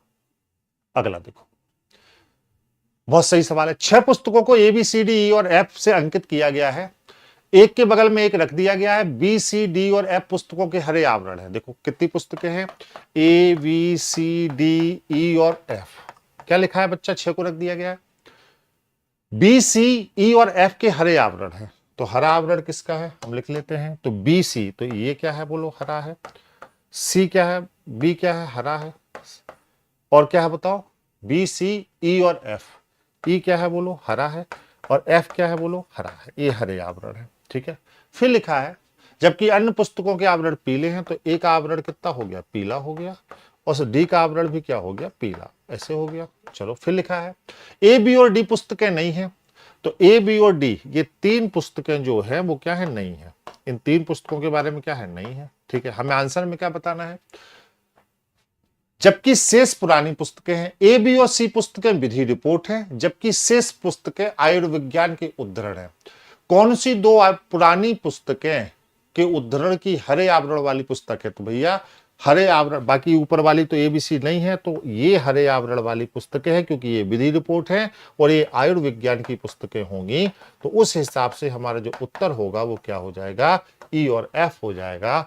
ऐसे सवाल भर्ती बोर्ड इसलिए देता है क्योंकि आपका समय लगे और आप ऐसे सवालों में उलझे हो, सवाल गलत हो जाए। इसी को कहते हैं सामान्य मानसिक योग्यता, जिसको मैं चिल्ला चिल्ला के कह रहा हूं सबसे कि लेवल अलग है, प्रैक्टिस अलग लेवल पर करनी है, नहीं तो नुकसान हो जाएगा। ठीक है, करेक्ट है। आइए समझ गया। तो इसका जो उत्तर होगा वो क्या होगा, बी हो जाएगा, ई और एफ। अगला देखते हैं। चलो, ये पेपर कटिंग एंड फोल्डिंग का सवाल है, आपको बताना है क्या होगा। नीचे की आकृति ऊपर जाएगी, बताओ इसका आंसर क्या होगा। नीचे की आकृति ऊपर जाएगी। मुझे यहां से क्लियरिटी नहीं दिख रही है सवाल में, थोड़ा सा आप देखिए सवाल क्या साफ दिख रहा है आपको, यहाँ पे फिगर क्लियर नहीं है। तो जहां तक मैं देख पा रहा हूं, नीचे की आकृति को ऊपर अगर ले जाएंगे तो ऐसे हो जाएगी दोनों। ठीक है, फिर इधर अगर आएगी तो ये ऐसे हो जाएगी और ये ऐसे हो जाएगी, और ये जो है बेटा वो ऐसे, यहाँ का एरो यहाँ होगा, और ये नीचे से जब ऊपर आएगा तो ये एरो यहाँ पे ऐसे होगा और ये एरो यहाँ पे ऐसे होगा। ऐसे आकृति हमारी होनी चाहिए, और ऐसे आकृति के हिसाब से हमारा कौन सा एरो सही सेट हो रहा है बताइए बच्चा आप लोग। 2 एरो ऊपर, 2 एरो नीचे, बगल में डायरेक्शन हमारी चेंज होंगी। करेक्ट आंसर हमारा क्या होगा बताओ। ठीक है, तो इसका करेक्ट आंसर हमारा क्या हो जाएगा, 30 में का सी इज द करेक्ट आंसर। तो हमारा करेक्ट आंसर इसका होगा सी। ठीक, क्लियर है, C is the correct answer. अगला देखते हैं, 31वें सवाल की तरफ चलते हैं। ICTERID शब्द में प्रत्येक स्वर को अंग्रेजी वर्णमाला के क्रम में, तो क्या लिखा है, ICTERID। चलो, लिखा है बच्चा प्रत्येक स्वर को अंग्रेजी वर्णमाला क्रम में उसके बाद वाले अक्षर से बदल दिया जाए। ठीक है, तो आई को हम किससे बदल देंगे, जे से बदल देंगे। ठीक है, और ई को हम किससे बदल देंगे, एफ से बदल देंगे, और आई को फिर हम जे से बदल देंगे। ठीक है, चलो ठीक है। और प्रत्येक व्यंजन को अंग्रेजी वर्णमाला के क्रम में उसके तुरंत पहले वाले अक्षर से बदल दिया जाए, तो सी को बी से बदला जाएगा, टी को एस से बदला जाएगा। ठीक है, आर को क्यू से बदला जाएगा, और डी को सी से बदला जाएगा, यही होगा।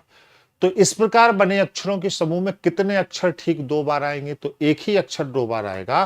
कौन कौन सा अक्षर 2 बार आएगा, ये जे है बेटा, और ये भी जे है, तो ये कितनी बार आया है, 2 बार। तो एक ही अक्षर ऐसा है जो 2 बार आएगा। तो हमारा करेक्ट आंसर जो होगा वो क्या होगा, बी होगा। B is the correct answer. Clear, B is the correct answer. Comment तेजी से कर दीजिए, आंसर क्लियर हुआ, B is the correct answer. आइए 32वें सवाल पे चलते हैं। क्या सरकारी कर्मचारियों की अवकाशों की संख्या को कम कर देना चाहिए, करेगी तो सरकार। हाँ, विश्व के सब देशों में, विश्व के सब देशों में जब किसी दूसरे देश से तुलना कर दी जाए तो दुर्बल हो जाता है। हाँ, इससे सरकारी कार्यालयों की उत्पादकता बढ़ेगी, ये बिल्कुल सही है। अगर ऐसा किया जाता है तो निश्चित रूप से सरकारी कार्यालयों में कामकाज की उत्पादक बढ़ जाएगी, क्योंकि अवकाश कम होगा तो काम जल्दी निपटेगा। तो केवल जो तर्क होगा वो कौन सा मजबूत होगा, 2 मजबूत हो जाएगा। तो जो करेक्ट आंसर हमारा होगा वो क्या होगा, बी हो जाएगा। क्लियर है, करेक्ट आंसर जो होगा वो क्या हो जाएगा, बी हो जाएगा। हाँ, आई 2 बार कहाँ है भैया, जे ही तो 2 बार है। हाँ, अच्छा, ऊपर आई 2 बार तो नीचे जे 2 बार, करेक्ट है। अगला देखते हैं। सभी पेंसिल कलम है, सभी कलम रबड़ है। चलो, ये तो आसान है ना। सभी पेंसिल जो है वो क्या है बताओ, कलम है, और सभी कलम जो है वो क्या है, रबड़ है। ऐसे बन जाएगा, रबड़। चलो, अब बताओ क्या हो जाएगा इसमें। सभी रबड़ पेंसिल हैं, ये तो नहीं निकलेगा किसी भी कीमत पर। यहां से inner to outer, outer to inner करते हैं। सभी पेंसिल रबड़ हैं, ये निकल जाएगा। सभी पेंसिल रबड़ है इनर टू आउटर में, और कुछ रबड़ कलम है, ये भी निकल जाएगा आउटर, क्यों, आउटर टू इनर से कुछ और इनर टू आउटर से सभी। तो 2 और 3 क्या हो जाएगा, सही हो जाएगा। तो ये निष्कर्ष 2 और 3 क्या है, अनुसरण करता है। तो करेक्ट आंसर हमारा क्या होगा, सी हो जाएगा। सी हो जाएगा, C is the correct answer. Clear. 34वां, यदि किसी देश का राष्ट्रीय दिवस 1 महीने के चौथे शनिवार को मनाया जाता है तो जश्न की तारीख का पता लगाएं यदि उस महीने का पहला दिन मंगलवार हो। पहला दिन मंगलवार होने का मतलब है कि 1 तारीख जो है वो 1 तारीख का जो दिन है वो क्या हो जाएगा, आपका मंगलवार हो जाएगा। क्या हो जाएगा, मंगलवार हो जाएगा। 1 तारीख का दिन आपका मंगलवार। इसी हिसाब से आपको बताना है कि चौथे शनिवार को, तो भैया यहां से शनिवार निकाल लो। 1 को मंगलवार है तो 2 को क्या होगा, बुधवार होगा। 3 को क्या होगा, बृहस्पतिवार होगा। 4 को क्या होगा, शुक्रवार होगा। और 5 तारीख को क्या होगा बोलो, शनिवार होगा। तो ये 5 तारीख का दिन है और 5 तारीख का दिन क्या होगा बोलो, शनिवार होगा। ठीक है, अब 5 तारीख का दिन अगर शनिवार है तो यहां से भाई जोड़ दो, तो 7 जोड़ दो। ठीक है, तो 5 में 7 जोड़ो तो क्या होगा 12, 12 में 7 जोड़ो तो क्या होगा 19, अब 19 में 7 जोड़ोगे तो क्या होगा बोलो, चौथा शनिवार है ना, तो 19 में 7 जोड़ोगे तो क्या होगा 26, तो 26 तारीख को चौथा शनिवार होगा, तो 26th डे हो जाएगा। C is the correct answer, 26th day हो जाएगा। C is the correct answer. 35वें सवाल को देखते हैं। लिखा है, पूर्व धारणा है, राष्ट्रीय विमान वाहक ने टाउन ए से टाउन बी तक की साप्ताहिक वायु सेवा आरंभ करने का निर्णय लिया। आवश्यकता आविष्कार की जननी है। मैं हमेशा जब पूर्व धारणाएं पढ़ाता हूं तो आपको बताता हूं कि आवश्यकता आविष्कार की जननी है। तो लिखा है, राष्ट्रीय विमान वाहक ने टाउन ए से टाउन बी तक की साप्ताहिक वायु सेवा आरंभ करने का क्या लिया है बताओ, निर्णय लिया है। ठीक है, तो पूर्व धारणा है, संचालन को आर्थिक रूप से व्यवहार बनाने के लिए पर्याप्त यात्री होंगे। भाई जब हम कहीं से मान लो जैसे बस शुरू करें कि भैया यहां पर हम एक बस शुरू कर रहे हैं ए स्थान से बी स्थान पर जाने के लिए, तो हम बस शुरू करेंगे तो उससे पहले हमारे दिमाग में क्या आएगा, ठीक है, कि आर्थिक रूप से यहाँ पे इतने यात्री हैं, पर्याप्त यात्री हैं कि हमारे खर्चे निकल जाएंगे, तो ये तो सही हो जाएगा। अन्य वाहक इस प्रकार की सेवा आरंभ नहीं करेंगे, इसका इससे कोई लेना देना नहीं है, क्योंकि अगर यात्री हैं तो सभी लोग सेवा आरंभ करेंगे। इन टाउनों के आसपास रहने वाले व्यक्ति हवाई यात्रा का खर्चा बर्दाश्त कर सकते हैं। बिल्कुल, ये सोचा होगा तभी होगा। मतलब पहली और तीसरी पूर्व धारणा के आधार पर हम इस निर्णय पर जा सकते हैं। तो पहली और तीसरी पूर्व धारणा क्या होगी, अंतर्निहित होगी। तो करेक्ट आंसर हमारा क्या होगा, सी। 1 और 3 अंतर्निहित है, तो सी इज द करेक्ट आंसर। 1 और 3 अंतर्निहित है, ओनली 1 नहीं होगा, 1 एंड 3 दोनों होगा। गौर से देखो, 1 और 3 अंतर्निहित है, दोनों होगा। समझ में आ रहा है ना? हाँ, सी होगा। चलो 36वें सवाल की तरफ बढ़ते हैं, आराम से करते चलो। 36वें सवाल की तरफ बढ़ते हैं। लिखा है, सब लोग करो। 6 व्यक्ति एक वृत्त में बैठे हैं। ए के सामने बी है, बी के दाईं ओर है किंतु सी के बाईं ओर है, और सी डी के बाईं ओर है, एफ ए के दाईं ओर है। तो डी के बाईं ओर कौन बैठा होगा? आइए,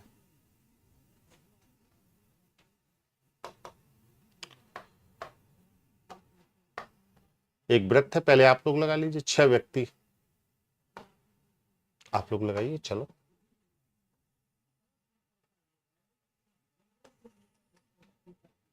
ऐसे हमने 6 व्यक्ति बना लिए। ठीक है, 6 व्यक्ति बना लिए।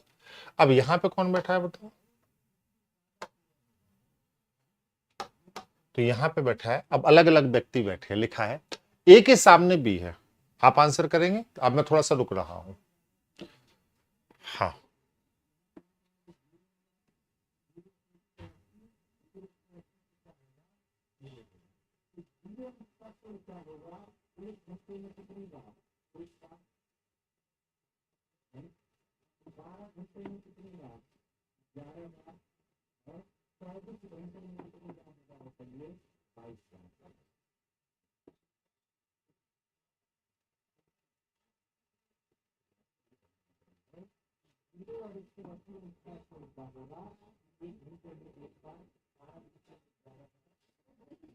आइए,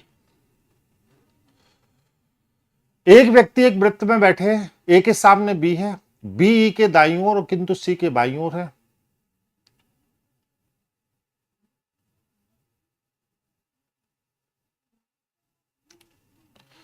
लिखा है यहां पे, ए के सामने बी है, तो ये क्या है बताओ? ए है, और ए के सामने कौन है? बी है। ए के सामने बी हो गया। ठीक है, बी के दाईं ओर किंतु सी के बाईं ओर है। बी जो है वो ई के दाईं ओर है किंतु सी के बाईं ओर है। आराम से आ जाएगा, बोलो।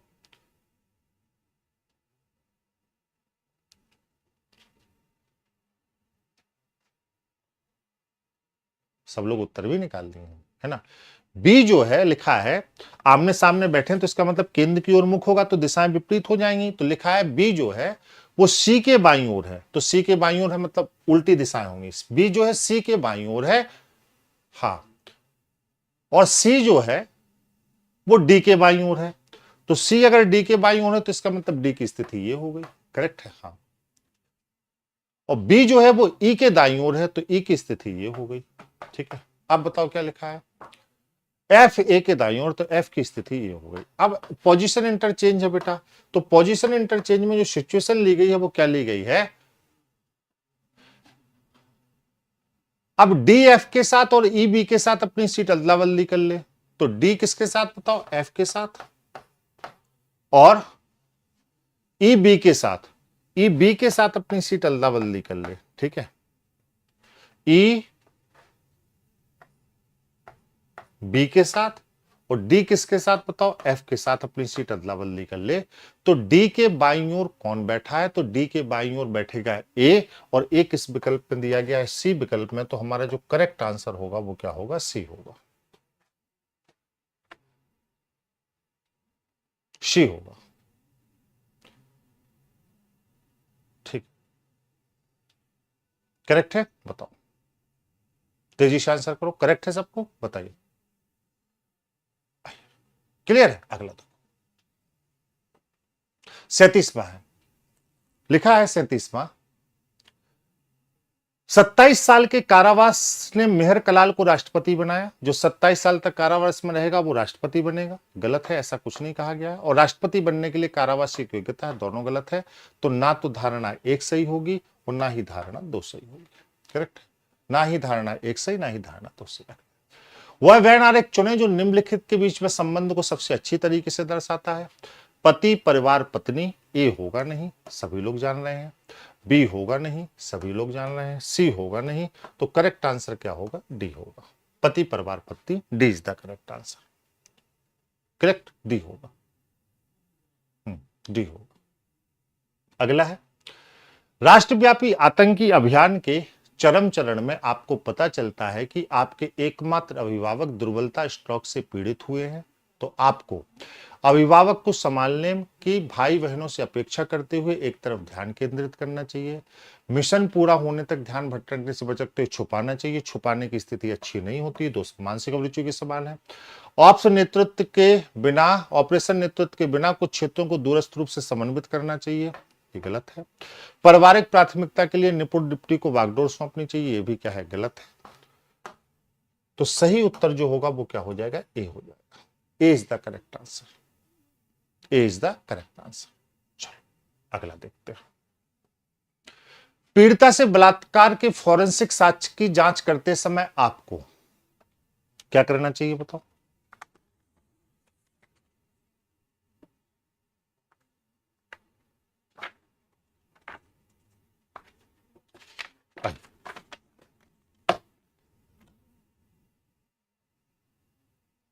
बिल्लू की गर्लफ्रेंड आ रही है क्या क्या करना चाहिए आपको, तो पीड़िता से बलात्कार के फॉरेंसिक साक्ष्य की जांच करते समय आपको प्रत्यक्ष भागीदारी के बिना अनुभवी महिला निरीक्षक को स्थानांतरित कर देना चाहिए, बिना किसी महिला पुलिस की उपस्थिति के, ये तो बेरहमी से तो गलत हो जाएगा। विश्वास कायम करने के लिए सादे कपड़ों में पीड़िता का व्यक्तिगत रूप से, ये भी क्या होगा, गलत हो जाएगा। छद्म नाम का उपयोग करके एफआईआर के साथ दस्तावेजीकरण पूर्ण करना चाहिए, ये छद्म नाम मतलब ये भी क्या है, छद्म मतलब गलत तरीके से, ये भी गलत हो जाएगा। तो करेक्ट आंसर जो होगा वो क्या हो जाएगा, ए हो जाएगा, करेक्ट आंसर जो होगा क्या होगा, ए हो जाएगा। ये बेटा मेरा आज 40 का टेस्ट था, मैंने जिसमें आपको नेचर समझाने की कोशिश की। इस सप्ताह में मैंने 3 आपको 1 शॉट 1 टॉपिक कराए हैं और 1 टेस्ट कराया है, ठीक है। कल भी हम लोग कुछ करेंगे 5 बजे, ठीक है, बेहतर तरीके से हम आपको टेलीग्राम पर सूचना दे देंगे, ठीक है। एक चीज मैं और बता दूं आप सभी लोगों को, बहुत सारी जानकारियां हैं, आप ध्यान रखिए, ठीक है। ये बेटा आपकी प्रतिदिन कक्षाएं चल रही हैं, उन कक्षाओं को आप देख लीजिए। पॉलिटी की क्लास सबसे कुछ देर बाद रात में 8 बजे होगी, अविनाश सर लेंगे, ठीक है। रीजनिंग विकास सर 9 बजे रात में शिफ्ट किए हैं, वो भी आपको एक प्रैक्टिस कराएंगे। मैथ्स की क्लास सुनील सर ले रहे हैं, सुबह 8 बजे से आप प्रतिदिन इस क्लास से जुड़िए। और पॉलिटी की क्लास ज्योति मैम ले रही हैं 1 बजे से, ठीक है। चारों कक्षाएं डेली चल रही हैं, ठीक है, एकदम जबरदस्त कंटेंट के साथ, ठीक है। इसके अलावा हिंदी की क्लास चलती है आपकी 3 बजे से, अनिल मिश्रा सर लेते हैं। और ये आपकी एक स्पेशल क्लास है जो गौरव नरैयन सर लेके आ रहे हैं यूपी जीके की, जो आपकी यूपी ट्रिपल एससी में भी काम आएगी, यूपीएसआई में भी काम आएगी, यूपीपी में भी काम आएगी और यूपी पीसीएस की परीक्षाओं में भी काम आएगी, लोक सेवा आयोग की। और ये क्लास होगी रविवार शाम को 5 बजे से। मेरे कहने पर आप सभी लोग इस क्लास के रिमाइंडर को अभी से ऑन करके जरूर पढ़ें। गौरव नरैयन सर बहुत अनुभवी टीचर हैं और सामान्य परिचय वो उसको पढ़ाएंगे यूपी का, और ये थ्योरी प्लस प्रैक्टिस है। आपका मानचित्र के साथ थ्योरी और प्रैक्टिस पढ़ाएंगे और ये क्लास केवल रविवार के रविवार होगी। तो रिवाइज्ड और अपडेटेड मैटर के साथ गौरव नरैयन सर आपको मिलेंगे। तो आप सभी लोग इस क्लास में गौरव नरैयन सर के साथ जुड़ें, ठीक है, अच्छे से जुड़ सकते हैं। और भी कुछ सूचना है जो मैं आप सभी लोगों को दे दूं, ठीक है। ये विकास सर का एक प्रैक्टिस बैच है आपका रीजनिंग का है, जिसमें वो 4500 क्वेश्चंस आपको हल करवा रहे हैं। ये टेस्ट प्लेस ऐप पर आपको बैच मिल जाएगा, जिनको भी लेना हो। टॉपिक वाइज मिक्स प्रैक्टिस सब कुछ इसमें है और ये केवल 111 रुपए में है। तो ये टेस्ट प्लेस ऐप पर उनके यूपीएसआई का रीजनिंग का स्पेशल प्रैक्टिस बैच है, जिसको लेना हो वो यहां से ले सकता है, ठीक है। आगे अगर हम लोग बढ़ जाए यहाँ पे, ठीक है, ये हमारा यूपीपी का लक्ष्य बैच है, जिसको आप यहां से देख सकते हैं, आराम से ले सकते हैं लक्ष्य बैच को। और ये हमारा क्या है, रैंकर बैच है यूपीएसआई के लिए, ऑनलाइन बैच है। ये सभी बैच हमारे टेस्ट प्लेस ऐप पर आपको अवेलेबल है, आप टेस्ट प्लेस ऐप से बैच ले सकते हैं, ठीक है। आगे देखते हैं, ठीक है। और ऑफलाइन की जो लोग तैयारी कर रहे हैं, ऑफलाइन में हमारे लक्ष्मी चौराहे वाली ब्रांच पर बैच उपलब्ध है, आप वहां पे भैया बैच को ले सकते हैं, ठीक है। और सलोरी ब्रांच वाली बैच पर भी जल्दी ही बैच उपलब्ध होगा। लक्ष्मी चौराहे वाली ब्रांच में नया बैच है 7 बजे से, आप इस बैच से जुड़ सकते हैं। 23 तारीख से हमारे नए बैच शुरू हो रहे हैं। आप सभी का स्वागत है, ठीक है।